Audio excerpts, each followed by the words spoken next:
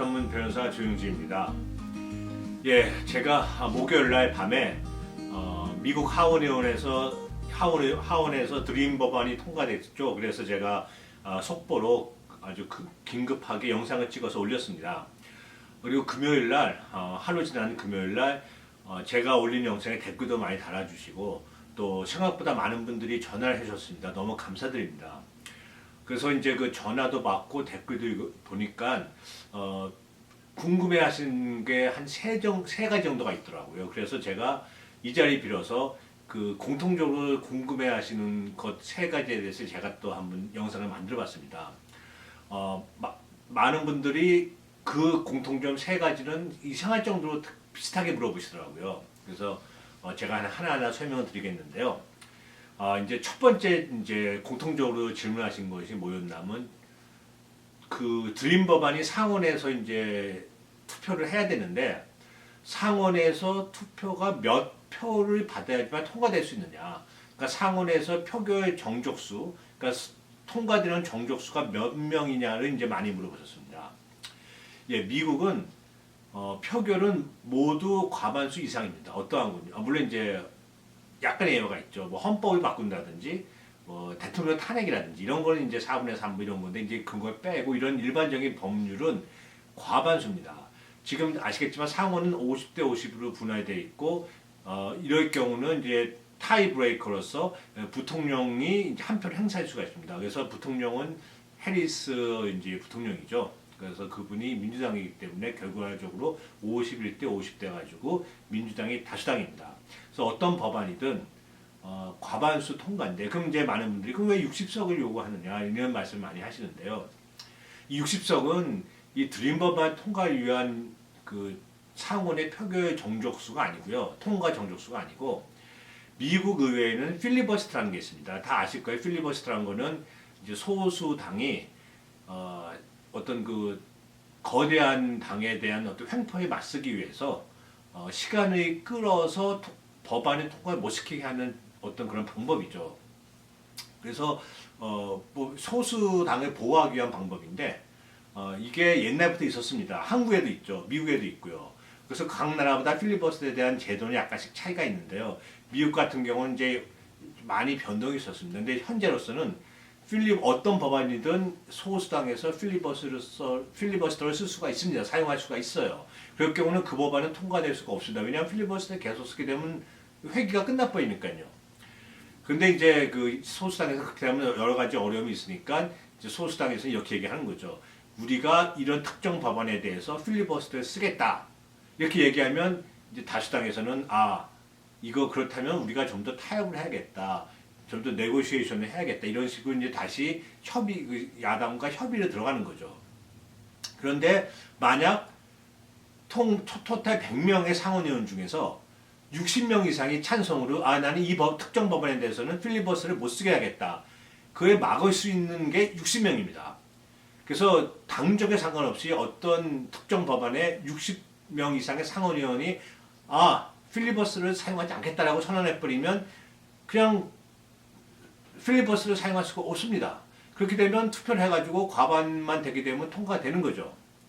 그래서 만약 이 하원에 통과한 드림 법안이 상원에 올라갔을 때 상원의 공화당이 예를 들어서 야당이죠. 야당인 공화당이 난 이 드림 법안에 이러이러한 점이 마음에 안 드니 필리버스터를 쓰겠다. 통과를 못 시키게 하겠다라고 얘기하면 현실적으로 통과될 수가 없어요.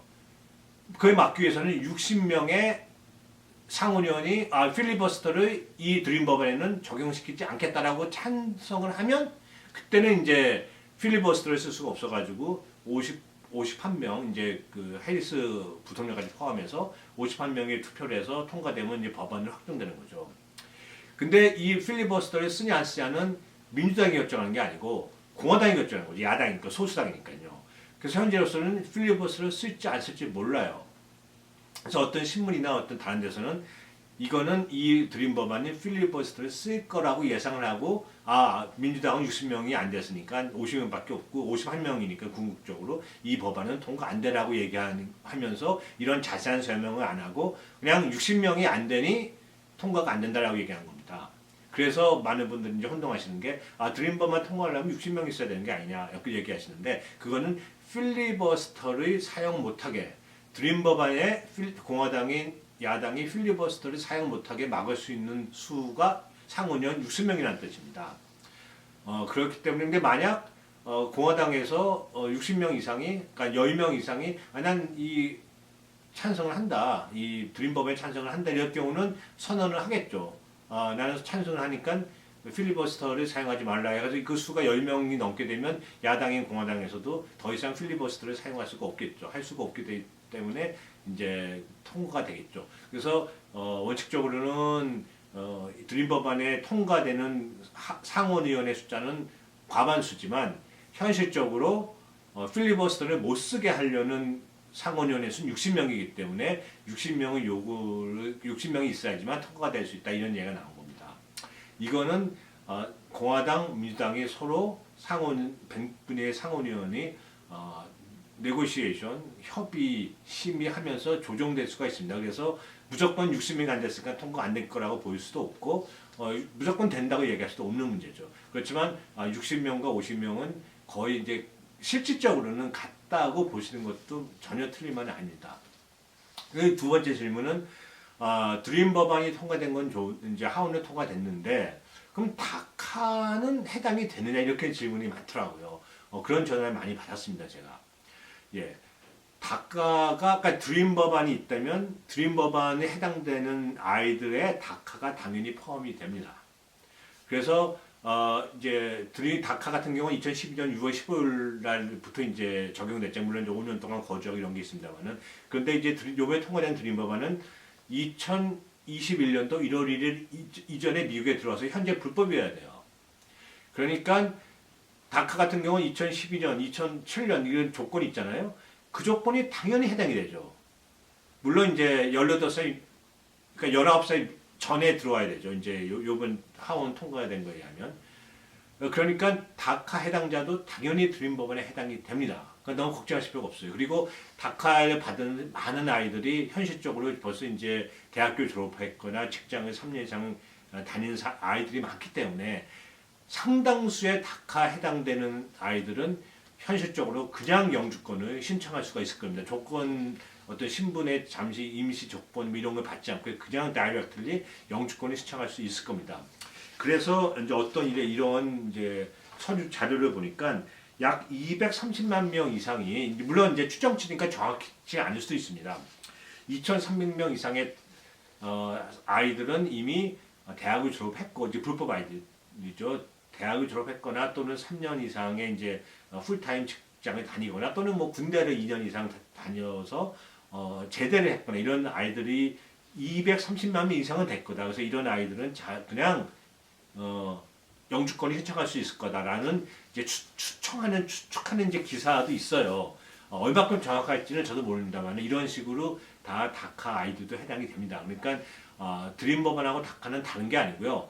드림 법안 해당자 안에 다카 해당자는 당연히 포함이 됩니다. 그래서 이번에 통과된 하원의 드림 법안의 해당자는 다시 한번 정리드리면 2021년도 2021년입니다. 2021년 1월 1일 이전에 미국에 들어와야 되고 19살 미만이어야 됩니다. 그리고 2021년 1월 1일 현재 불법이어야 돼요. 그래서 상식적으로 생각하면 2020년 12월 25일 날 들어왔다. 그거는 불법일 수가 없죠. 뭐 국경을 넘어왔다든지 이런 게 아닌 이상 합법적인 비자 또는 무비자로 들어온 아이들은 당연히 뭐 5일이나 6일 만에 불법이 될 수가 없잖아요. 그래서 그런 아이들은 해당이 안 됩니다. 적어도 무비자 같은 경우는 90일 주니까 현실적으로 2021년도 1월 1일 현재 불법이라는 거는 그로부터 90일 전에 무비자로 입국해서 불법이 돼야 되겠죠. 하루 이전, 91일 이전에 미국에 입국해야 돼야지만 불법이 되는 거죠. 그래서 당연히 드림 법안 아이들도 죄송합니다. 다카 아이들도 드림 법안에 해당이 됩니다. 그래서 다카 아이들 및 다카 아이들의 부모님들 너무 걱정하지 마시고요. 그냥 드림 법안에 해당된다고 생각하시면 됩니다. 다시 한 번 말씀드리지만 어떤 범죄 같은 건 절대 안 됩니다. 아주 위험합니다. 그건요. 그래서 범죄 같은 건 절대 하지 마시고요. 그냥 뭐 미국 말로 스테이로 하게 되면 될 것 같아요. 그리고 마지막 질문은 이제 이런 겁니다. 과연 이제 첫 번째 질문과 이제 거의 비슷한 질문 중에 하나인데요. 통과될 수 있느냐? 하원 통과된 건 다 박수치고 좋아할 일이지만 기뻐할 일이지만 이 법안이 통과될 수가 있느냐? 상원에서 이런 질문이 상당히 많습니다. 되게 현실적인 질문이죠. 저도 이해합니다. 한 예로 드림 법안에서 통과될 때 하원 공화당 의원이 9명이 더 찬성을 했습니다. 근데 농장 근로자법은 거의 하원에서 30분 이상의 공화당 의원이 더 찬성을 했죠. 그래서 이런 걸 근거로 몇몇 사람들은 농장 근로자법은 상원에서 통과될 확률이 많지만 드림 법안은 모른다라고 얘기하시는 분이 많고 어떤 분들은 상당히 부정적으로 말씀하는 분이 많습니다. 예, 그런 분의 의견도 맞고요. 그런 분의 그런 분의 의견도 저희는 존중을 합니다. 근데 저 같은 경우는 개인적으로 이렇게 생각합니다. 저번 영상에서 말씀드린 것처럼 이민이 이 바이든 행정부에 있어서 세 번째로 중요한 겁니다. 처음에 트럼프 전 대통령 탄핵 다 끝났죠. 두 번째 스티뮬러스 경기 부양책 통과됐죠. 요번이 이민 법안이었습니다. 그만큼 바이든 행정부가 중요하게 생각한다는 거죠. 그리고 말로만 우리는 이민 중요하게 생각해. 이민이 중요해. 드리머들이 무슨 죄가 있어? 구제해줘야 돼. 말로만 하는 게 아니라 구체적으로 법안을 통과시켰습니다. 그리고 물론 적지만 9분의 공화당 하원이 찬성을 했어요. 사실 그 전에 보면요.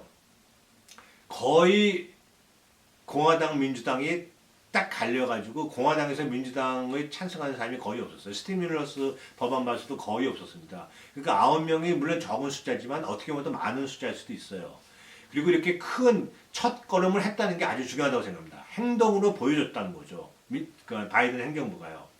그리고 최근에 어떤 여론조사를 했는데 드림 법안에 대한 미국 국민의 전체적인 찬성 그 퍼센테이지가 70%가 나왔습니다.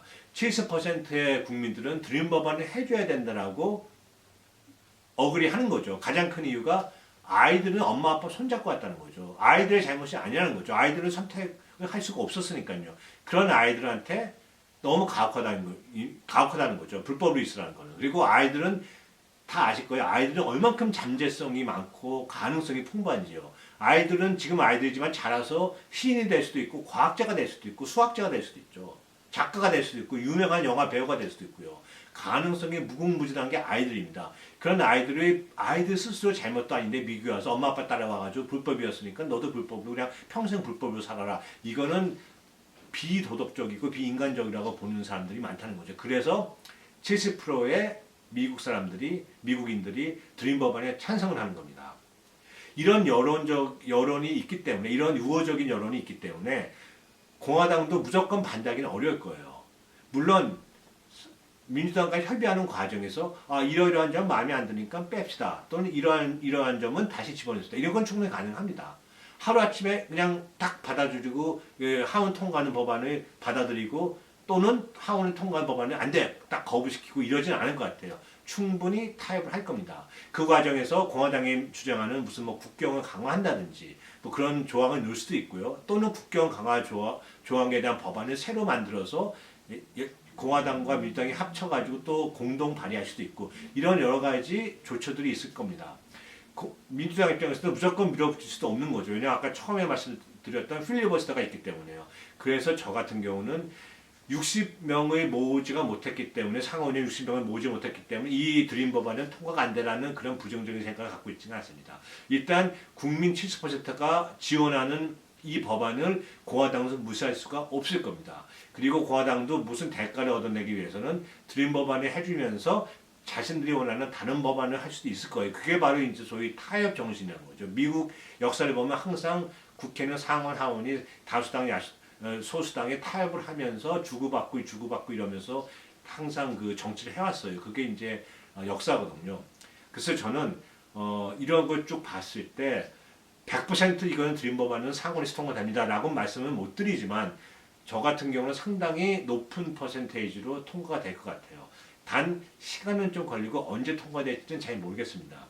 제가 신도 아니고요. 거기까지 예측이 불가능하지만 빠르면 뭐 4월 중순, 4월 말까지는 무슨 좋은 소식이 있지 않을까라고 조심스럽게 예측을 해봅니다. 그리고 한 가지 말씀드릴 거는 통과가 되더라도 금방 적용 안 되고요. 어떤 양식도 만들어야 돼 그러기 때문에 그것도 시간이 좀 걸릴 겁니다. 그래서 그런 것도 몇 달이 있을 수도 있고요. 그래서 저는 상당히 긍정적으로 보고 드림 법안이 통과에 대해서 상당히 높은 퍼센테이지를 줍니다. 그래서 이 영상을 보시는 분 또는 이제 궁금하신 분들은요, 조금만 더 참으시고 기다리시면 될 것 같습니다. 예, 오늘은 목요일에 제가 올렸던 영상에 대한 질문이 그동안 뭐 댓글이나 전화로 많이 있었습니다. 거기에 대해서 제가 보충 설명하는 시간을 가졌습니다. 제가 또 다음에 또 새로운 소식이 있거나 이민에 대한 정보를 또 제가 이 자리에 빌어서 말씀드리겠습니다. 오늘 여기까지 하겠습니다. 감사합니다. 시청해 주셔서 감사합니다. 안녕히 계십시오.